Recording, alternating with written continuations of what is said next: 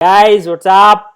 So I've already done part 1.1 to 1.4, and they dealt with the introduction to polity, preamble, and the schedules. So these were the three portion which was covered in the introduction part. I will continue the introduction later with 1.5 as amendment, and 1.6, 1.7 they'll coming as long as you want them to come. But right now I'm starting with Indian Constitution, which is the part 2, and in part 2 the part 1 will be Indian Constitution. That is the part 1, article 1 to 4 of India's Constitution. So obviously this is presented by me, and this is the YouTube channel An Academy. So if you want to read more about me, you can just Google me. If you have any doubt, you can just go to the facebook.com/romansaini.official. There is a comment section there in the post where I'll be posting it, so you can post it, you can say thank you, you can say whatever you want to. You can also have to like the video in the YouTube section if you want me to know that you have liked the video and you like the concept on which the series is going, and you have to comment there as well. Do share the video as much as possible. So article 1 to 4 are under part 1 of the constitution. They deal mainly with the union and its territory. Part 1, article 1 is India, that is Bharat, it shall be a union of state. Why? I'll tell you why it is called India, that is Bharat. The part subclause 2 says that the states and territories will be as specified in the first. So the first thing is article, then we have clause 1 2 3, then we have subclause, that is clause 1 subclause k, something like that. So the states and territories will be as specified in the first schedule. I've already done it. And the part 3 is the territory of India can be classified into 3 categories. These are states, union territories, and territories that may be acquired. So right now we have 29 states and 7 union territories. It is also called as, India is also called as an indestructible union of destructible states. What do you mean by that? Is if it is asked explain, just write these 2 points. Parliament can redraw the political map of India according to its will. Secondly, the territorial integrity or continued existence of any state is not guaranteed by the constitution. We will see how that does affect. So in Constituent Assembly, while the debates were going on in 1947, 48 and 49, there was no consensus whatsoever regarding the name. So some suggested traditional name Bharat, some the modern name India. That is why it is called as India, that is Bharat.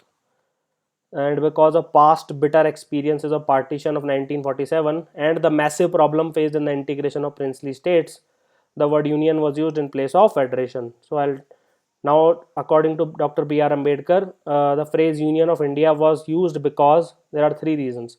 First is the Indian Federation is not a result of an agreement. Like in USA, 13 colonies came together with an agreement to form a federation. It was not like American Federation. Secondly, states do not have any right to secede from the federation. There is single citizenship, unlike in USA where there is dual citizenship. Except in case of state of Jammu and Kashmir, there is single citizenship of entire India. The federation is an union because it is indestructible, and the country is an integral whole, and it is divided into different states only for the convenience of administration. That is the key point which you have to take home. It's only the administrative convenience, that is why it is divided into states. Then article 2 states that parliament may by law admit into Union of India any new state which he thinks fit. That is, 2 powers are granted, that is power to admit into the Union of India new states. Secondly, the power to establish new states. They are 2 different things. Admitting new states means like Sikkim was integrated. Establish new states means creation of Telangana, Uttarakhand, and Chhattisgarh and other states. Then admission or establishment of new states that are not part of the Union of India. Example, article 2 clause A part 2a says that Sikkim was added in April 1975 via 36th Constitutional Amendment Act 1975. Now some background story. The Chogyal king, it is the Chogyal dynasty. It's not the name of the king, it's a dynasty. It was extremely unpopular with the people of Sikkim. In 1973, riot happened in front of Chogyal's palace and it led to the formal request for India to protect Sikkimese people. Now in 1975, Sikkim Prime Minister, he appealed to Indian Parliament to make it Sikkim a state of India. Then Indian Army took over the city of Gangtok and it disarmed the Chogyal's palace guards. A referendum was held where 97% of the voters supported abolishing the monarchy and uniting with India. Firstly, it is the only incidence in entire independent India's history that a state is called an associate state. So for 1 year, from 1974 to 1975 April, Sikkim was called as an associate state of India by 35th Amendment Act. So 36th Amendment Act repealed the 35th Amendment Act, and Sikkim became a full-fledged state of India by 36th Amendment Act of April 1975.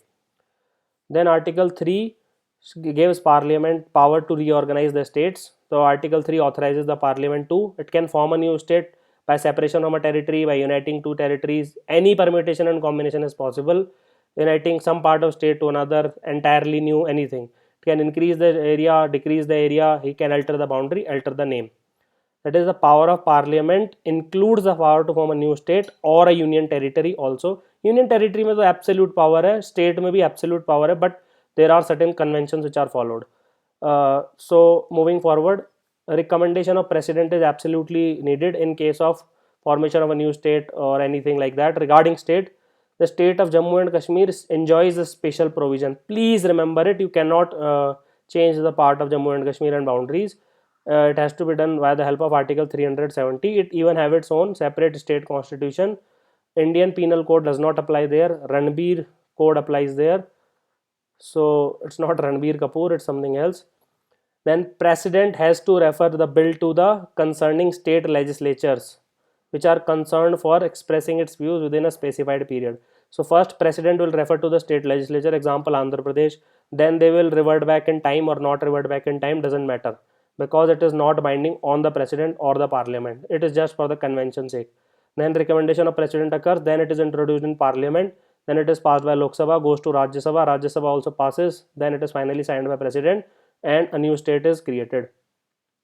No need to make a fresh reference. If a small change is done which is accepted by Parliament, no need to make a fresh reference to the state legislature concerned. Then Union Territory, Parliament is absolutely supreme. It can take any action without any reference need to be made. Then Article 4 includes, that is the laws which are made under Article 2 and 3. They have to be providing for there have to be certain amendments in the first and the fourth schedule. Fourth schedule deals with Rajya Sabha seats and all the supplement incident and whichever matters arises, some laws will be made, and no such law will be an amendment under Article 368. So you will not see, so people ask by which amendment Telangana was created. Answer is there is no amendment. This is the answer. By which amendment Chhattisgarh, Jharkhand and Uttarakhand came into being? Answer is no amendment. So how did present picture of India came into existence? First was integration of princely states. At the time of independence, we were two parts, that is the British provinces, which is also called as British Raj, where the entire British dominated. Other were princely states where there was no direct control of crown, but it was indirectly controlled because they were in the paramountcy of the British crown. By India Independent Act, it created India and Pakistan. So obviously three options remains with the princely state. Either they can become independent or join India or Pakistan. So whichever princely state was there in India's geographical territories, 549 joined India, but 3 did not join India. That is, Hyderabad was joined finally by police intervention and action against Nizam. Junagadh was by referendum, and finally Kashmir by instrument of accession by Maharaja Hari Singh. Then at the time of constitution came into being on 1950, 26th January. So at that time fold classification was there, not important, just remember it. Part A was governors provinces, part B were princely states, part C was what we called as union territories, that is chief commissioners provinces plus few princely states, and part 4 was Andaman and Nicobar Islands, that is A, B, C and D. Now there was demand from different regions, particularly South India, for reorganization of states on linguistic basis. Till date it continues, we have seen in case of Telangana. Now linguistic provinces commission, which under S.K. Dhar was established in 1948, and it recommended the reorganization of state on basis of administrative convenience rather than linguistic factor. Again JVP committee was formed. What is called as JVP? Because there were 3 members, Jawaharlal Nehru, Vallabhbhai Patel and Pattabhi Sitaramaiah.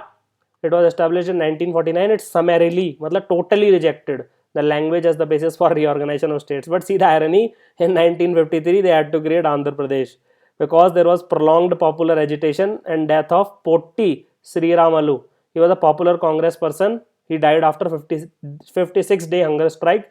Why? Because he wanted a separate Andhra state of Telugu speaking people, separate from the Madras. So in October 53, Andhra state was created. Then the creation of Andhra state, obviously it will intensify the demand from other regions for creation of states on the similar linguistic lines. So Fazal Ali Commission was established. It was a 3-member commission. It was established in 1955. So it broadly accepted language as the basis of reorganization of states. Just see how it quickly turns. But it rejected the theory of one language, one state. It identified 4 major factors that can be taken into account in any scheme of reorganization of states. Is that understood? So first thing is preservation and strengthening of unity and security of the country. Okay. Second thing is linguistic and cultural homogeneity. Third thing is financial, economic and administrative considerations. And fourthly, it is planning, promotion of welfare of people. So basically you see, first thing first which comes is strengthening the unity of India. Second thing is linguistic and cultural homogeneity. Then we have administrative, financial considerations, and finally promotion of welfare of the people. So 14 states and 6 union territories were created by abolishing ABCD system on 1956 on the recommendation of Fazal Ali Commission. Now moving forward, so the continuous change used to keep on happening because of pressure of popular agitations. So I'll take you to the entire state creations. Now we have seen already that there were 14 states. So moving forward, Maharashtra and Gujarat were created from the erstwhile Bombay state. So Maharashtra for Marathi and Gujarati speaking people, Gujarat. Then we had Dadar and Nagar Haveli. So till 1954 it was under Portuguese control. From 54 to 61 it was under administrator chosen by the people. And in 1961 Union Territory of India. So in 1961 it became Union Territory of India. Similarly there was a territory called as Goa, Daman and Diu. There were 3 territories under the control of Portuguese, and in 1961 by means of police action they were acquired by India. They continued to be Union territories. Daman and Diu were separated in a form of Union territory, while in 1987 Goa was conferred a statehood. Then Puducherry, it was a French establishment till 1954. It included Puducherry, Karikal, Mahe and Yanam. They are in the east and west coast of India. In 1962 it was conferred the status of Union territory. See, the sequence is not very important, but you must have a rough idea in case if you want to write an essay. So in 1963 state of Nagaland was formed by separating Naga Hills and Tunsang area of the state of Assam to satisfy the demands of hostile Nagas. Then interesting story of Haryana, Chandigarh and Himachal Pradesh and Punjab. So in Shah Commission's report, they bifurcated the state of Punjab to create Haryana in 1966.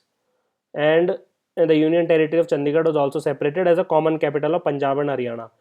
And it was because the demand of a Sikh homeland, that is Punjabi Suba, was done by Akali Dal under the leadership of Master Tara Singh. And finally, Himachal Pradesh was also separated from Punjab in 1971 and it was conferred a statehood. In 1966, it was considered a UT. Then in 1972, we had 3 more states, Manipur, Tripura and Meghalaya. In 1975, Sikkim, obviously I told you. Mizoram, Arunachal and Goa, they came into being in 1987. Mizoram came into being after Mizoram Peace Accord was signed between the Mizo National Front and Government of India. Arunachal Pradesh was similar lines, and Goa obviously I have told you before. Then Chhattisgarh, Uttarakhand and Jharkhand, they came out in 2000. So there were 28 states till very recently. Now on 2nd June 2014, that is 1 month ago, Telangana became the 29th state of India. And it consisted of the 10 northwestern districts of Andhra Pradesh with Hyderabad as its capital. Is that understood? So it is the 29th state of India. And it includes the northwest part of the Andhra Pradesh. So from 14 states increased to 29, and from 6 union territories are 7. So there were certain name changes also. So United Provinces was renamed as Uttar Pradesh in 1950. It was the first state whose name was changed. Then in 1969 Madras became Tamil Nadu, because in 1953 Andhra was separated. In 1973 Mysore becomes Karnataka, and Lakshadweep, Minicoy and Amindivi Islands were renamed as Lakshadweep. In 1992 Union Territory of Delhi became National Capital Territory of Delhi by 69th Amendment Act 1991, and also Chief Minister was also established thereafter. In 2006 Uttaranchal became Uttarakhand and Pondicherry became Puducherry, and finally the latest is Odisha becoming Odisha. So that was it.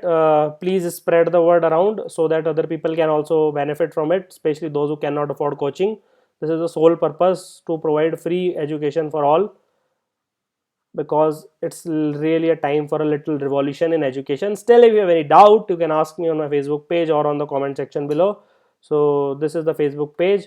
You can also tweet to me at my Twitter handle at Roman Saini. This is the YouTube channel. Thank you for watching the video.